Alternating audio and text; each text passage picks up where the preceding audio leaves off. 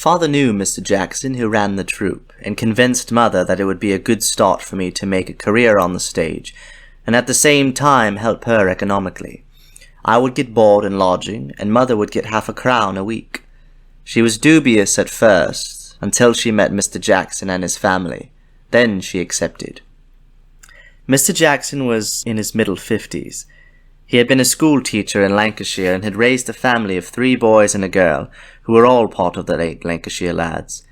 He was a devout Roman Catholic, and after his first wife died, had consulted his children about marrying again.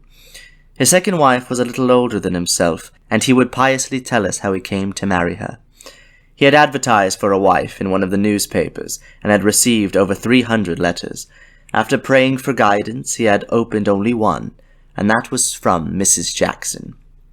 She too had been a school teacher, and, as if in answer to his prayer, was also a Catholic. Mrs. Jackson was not blessed with abundant good looks, nor was she a voluptuary in any sense of the word.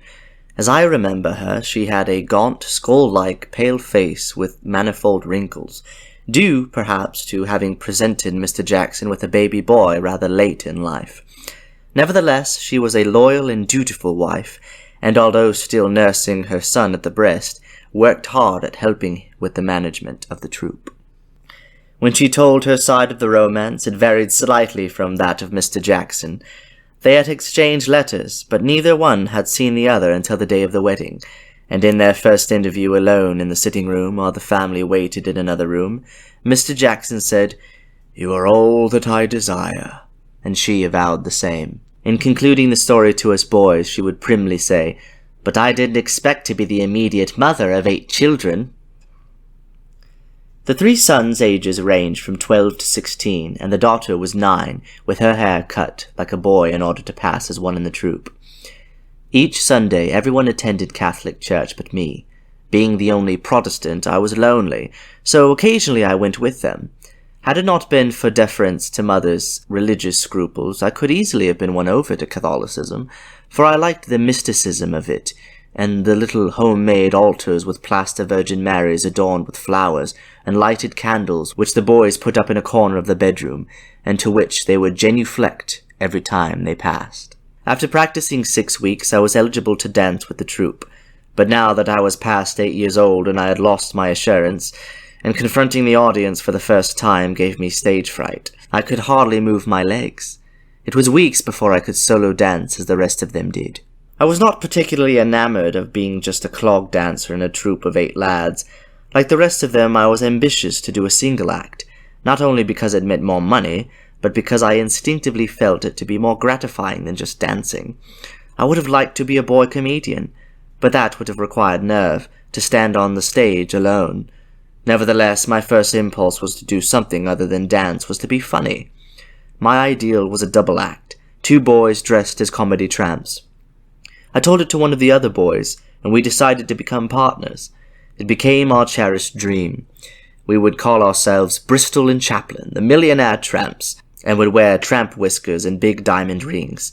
It embraced every aspect of what we thought would be funny and profitable, but, alas, it never materialized.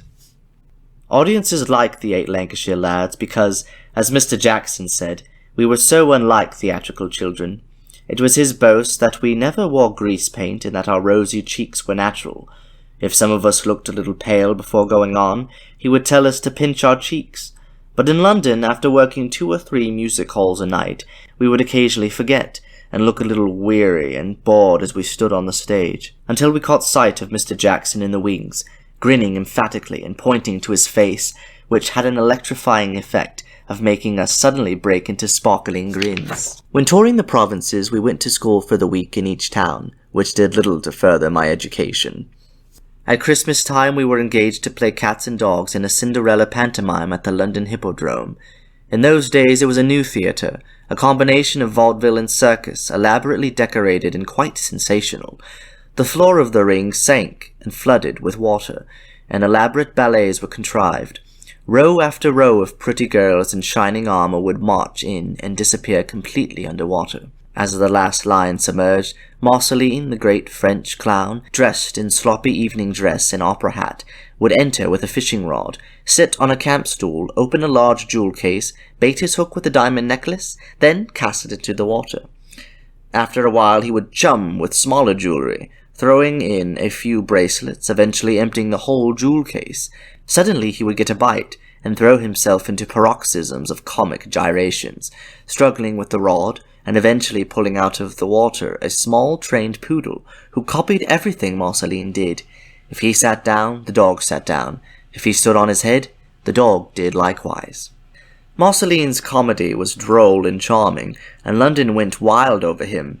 In the kitchen scene I was given a little comedy bit to do with Marceline. I was a cat, and Marceline would back away from a dog and fall over my back while I drank milk. He always complained that I did not arch my back enough to break his fall. I wore a cat mask which had a look of surprise, and during the first matinee for children, I went up to the rear end of a dog and began to sniff. When the audience laughed, I turned and looked surprised at them, pulling a string which winked a staring eye. After several sniffs and winks, the house manager came bounding backstage, waving frantically in the wings, but I carried on. After smelling the dog, I smelled the proscenium. Then I lifted my leg. The audience roared, possibly because the gesture was uncat-like. Eventually the manager caught my eye, and I capered off to great applause. "Never do that again," he said breathlessly. "You'll have the Lord Chamberlain close down the theatre." Cinderella was a great success, and although Marceline had little to do with plot or story, he was the star attraction. Years later, Marceline went to the New York Hippodrome, where he was also a sensation, but when the Hippodrome abolished the circus ring, Marceline was soon forgotten. In 1918 or thereabouts, Ringling Brothers' three-ring circus came to Los Angeles, and Marceline was with them. I expected that he would be featured, but I was shocked to find him just one of the many clowns that ran around the enormous ring, a great artist lost in the vulgar extravagance of a three-ring circus. I went to his dressing room afterwards and made myself known, reminding him that I had played cat at the London Hippodrome with him, but he reacted apathetically. Even under his clown makeup he looked sullen, and seemed in a melancholy torpor. A year later, in New York, he committed suicide. A small paragraph in the papers stated that an occupant living in the same house had heard a gunshot and had found Marceline lying on the floor with a pistol in his hand and a record still turning, playing Moonlight and Roses. Many famous English comedians committed suicide. T.E. Dunville, an excellent funny man, overheard someone say as he entered a saloon, "That fella's through." The same day he shot himself by the River Thames. Mark Sheridan, one of England's foremost comedians, shot himself in a public park in Glasgow because he had not gone over well with the Glasgow audience. Frank Coyne, with whom we played on the same bill, was a gay, bouncy type of comedian. Off stage he was pleasant and always smiling, but one afternoon, after planning to take a drive with his wife in their pony and trap, he forgot something and told her to wait while he went upstairs. After 20 minutes she went up to see what was causing the delay, and found him in the bathroom on the floor in a pool of blood, a razor in his hand. He had cut his throat, almost decapitating himself. Of the many artists I saw as a child, those who impressed me the most were not always the successful ones, but those with unique personalities off stage.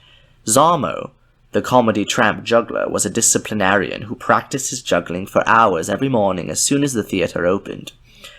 We could see him backstage balancing a billiard cue on his chin and throwing a billiard ball up and catching it on the tip of the cue, then throwing up another and catching that on top of the first ball, which he often missed. For 4 years he told Mr. Jackson he had been practicing that trick, and at the end of the week he intended to try it out for the first time with the audience. That night we all stood in the wings and watched him. He did it perfectly, and the first time, throwing the ball up and catching it on the tip of the billiard cue, then throwing a second, and catching that on top of the first. But the audience only applauded mildly. Mr. Jackson often told the story of that night. Said he to Zarmo, "You make the trick look too easy. You don't sell it. You should miss it several times, then do it." Zarmo laughed. "I am not expert enough to miss it yet." Zarmo was also interested in phrenology, and would read our characters. He told me that whatever knowledge I acquired I would retain and put to good use. And there were the Griffith brothers, funny and impressive, who confused my psychology, comedy trapeze clowns who, as they both swung from the trapeze, would ferociously kick each other in the face with large padded shoes. "Ouch!" said the receiver. "I dare you to do that again." "Do ya? Bang!" And the receiver would look surprised and groggy and say, "He did it again!" I thought such crazy violence shocking, but off stage they were devoted brothers, quiet and serious.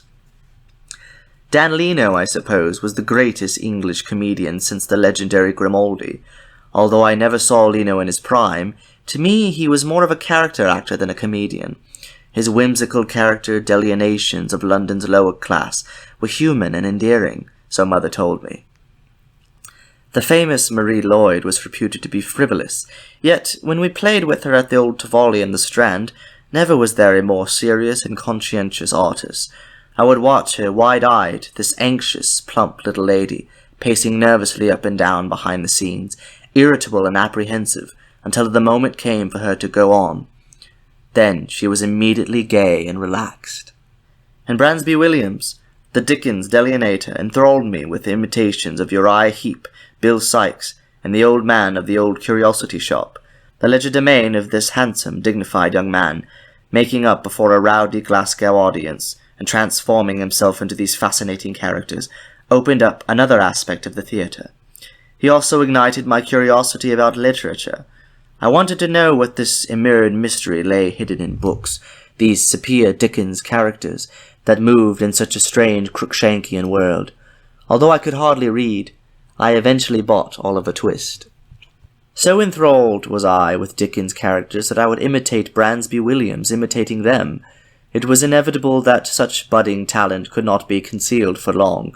Thus it was that one day Mr. Jackson saw me entertaining the other boys with an imitation of the old man of the old curiosity shop. Then and there I was proclaimed a genius, and Mr. Jackson was determined to let the world know it. The momentous event happened at the theatre in Middlesbrough. After our clog dance, Mr. Jackson walked on stage with the earnestness of one about to announce the coming of a young messiah, stating that he had discovered a child genius among the boys who would give an imitation of Bransby Williams as the old man of the old curiosity shop, who cannot recognize the death of his little Nell. The audience was not too receptive, having endured a very boring evening's entertainment already. However, I came on wearing my usual dancing costume of a white linen blouse, a lace collar, plush knickerbocker pants, and red dancing shoes, and made up to look like an old man of 90. Somewhere, somehow, he had come into possession of an old wig. Mr. Jackson might have bought it, but it did not fit me. Although I had a large head, the wig was larger. It was a bald-headed wig fringed with long, grey, stringy hair, so that when I appeared on the stage, bent as an old man, the effect was like a crawling beetle, and the audience endorsed the fact with their titters. It was difficult to get them quiet after that. I spoke in subdued whispers. "Hush, hush! You mustn't make a noise or you'll wake my little Nelly." "Louder, louder! Speak up!" shouted the audience. But I went on feebly whispering, all very intimate, so intimate that the audience began to stamp. It was the end of my career as a delineator of Charles Dickens' characters. Although we lived frugally, life with the Eight Lancashire lads was agreeable. Occasionally we had our little dissensions. I remember playing on the same bill with two young acrobats, boy apprentices about my own age, who told us confidently that their mothers received 7 and 6 pence a week, and they got a shilling pocket money put under their bacon and egg plate every Monday morning. "And," complained one of our boys, "we only get 2 pence and a bread and jam breakfast." When Mr. Jackson's son John heard that we were complaining, he broke down and wept, telling us that at times, playing odd weeks in the suburbs of London, his father only got £7 a week for the whole troupe, and that they were having a hard time making both ends meet.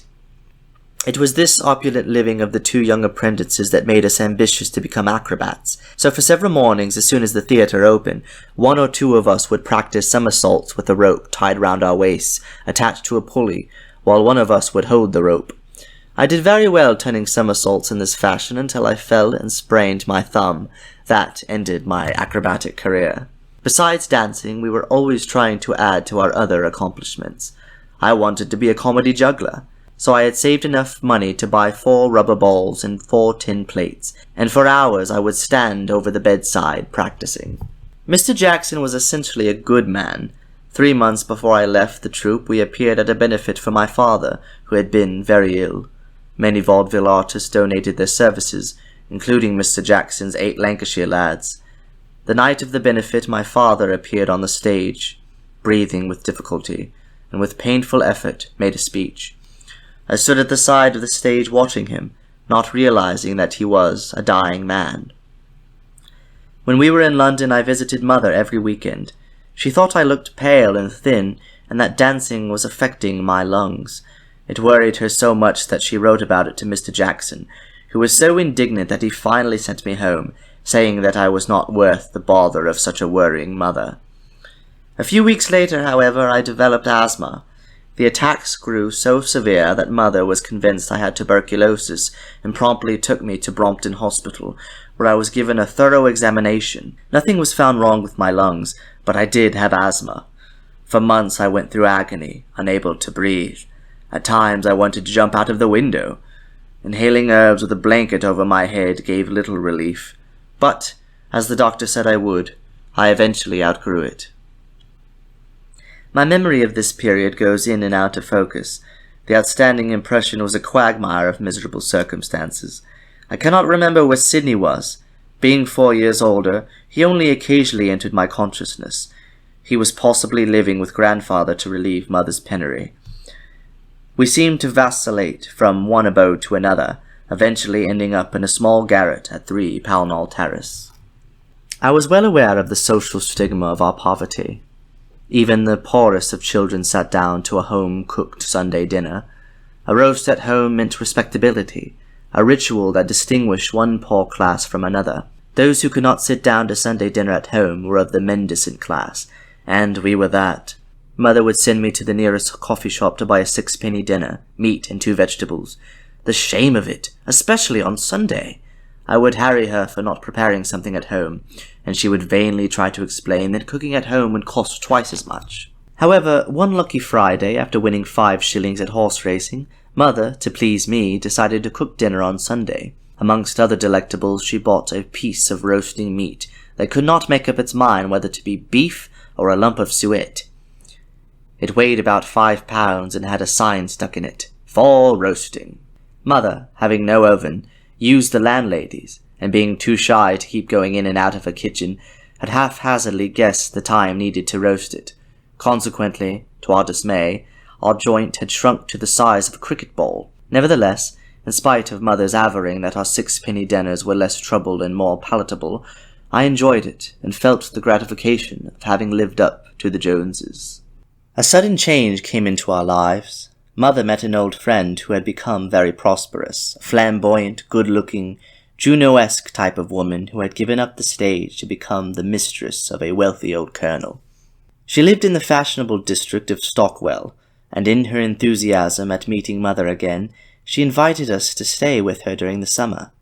As Sidney was away in the country hop-picking, it took little inducement to persuade Mother, who, with the wizardry of her needle, made herself quite presentable, and I, dressed in my Sunday suit, a relic of the Eight Lancashire lads, looked quite presentable for the occasion. Thus, overnight, we were transported to a very sedate corner house in Lansdowne Square, ensconced into the lap of luxury. With a house full of servants, pink and blue bedrooms, chintz curtains, and white bear rugs. Moreover, we lived on the fat of the land. How well I remember those large blue hothouse grapes that ornamented the sideboard in the dining room, and my feeling of guilt at their mysterious diminishing, looking more skeleton-like each day. The household staff consisted of 4 women, the cook and 3 maids. In addition to Mother and me, there was another guest, a very tense, good-looking young man with a cropped red mustache. He was most charming and gentlemanly, and seemed a permanent fixture in the house, until the grey-whiskered colonel appeared. Then the young man would disappear. The colonel's visits were sporadic, once or twice a week. While he was there, mystery and omnipresence pervaded the house, and Mother would tell me to keep out of the way and not be seen. One day I ran into the hall as the colonel was descending the stairs. He was a tall, stately gentleman in a frock coat and top hat, with a pink face, long grey sideburns, and a bald head. He smiled benignly at me and went on his way. I do not understand what all the hush and fuss was about and why the Colonel's arrival created such an effect, but he never stayed long, and the young man with the cropped moustache would return and the house would function normally again. I grew very fond of the young man with the cropped moustache. We would take long walks together over Clapham Common with the lady's 2 beautiful greyhound dogs. Clapham Common had an elegant atmosphere in those days. Even the chemist shop, where we occasionally made a purchase, exuded elegance, with its familiar admixture of aromatic smells, perfumes, soaps, and powders.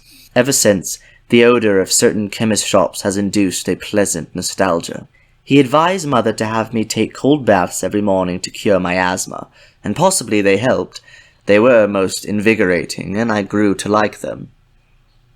It is remarkable how easily one adapts oneself to social graces, how genteel and accustomed one becomes to creature comforts.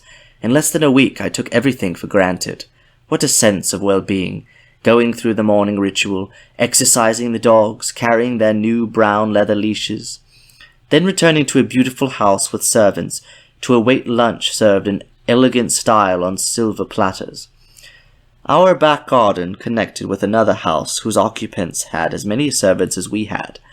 They were a family of 3, a young married couple and their son, who was about my own age and who had a nursery stocked with beautiful toys. I was often invited to play with him and to stay for dinner, and we became very good friends. His father held some important position in a city bank, and his mother was young and quite pretty. One day I overheard our maid confidentially conversing with the boy's maid, who was saying that their boy needed a governess.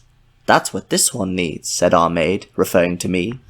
I was thrilled to be looked upon as a child of the rich, unless it was to elevate herself by inferring that the people that she worked for were as well off and as respectable as the neighbours next door.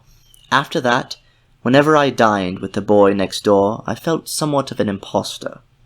Although it was a mournful day when we left the fine house to return to 3 Pownall Terrace, yet there was a sense of relief in getting back to our own freedom. After all, as guests, we were living under a certain tension, and, as Mother said, guests were like cakes. If kept too long, they became stale and unpalatable. Thus the silken threads of a brief and luxurious episode snapped, and we fell again into our accustomed impecunious ways.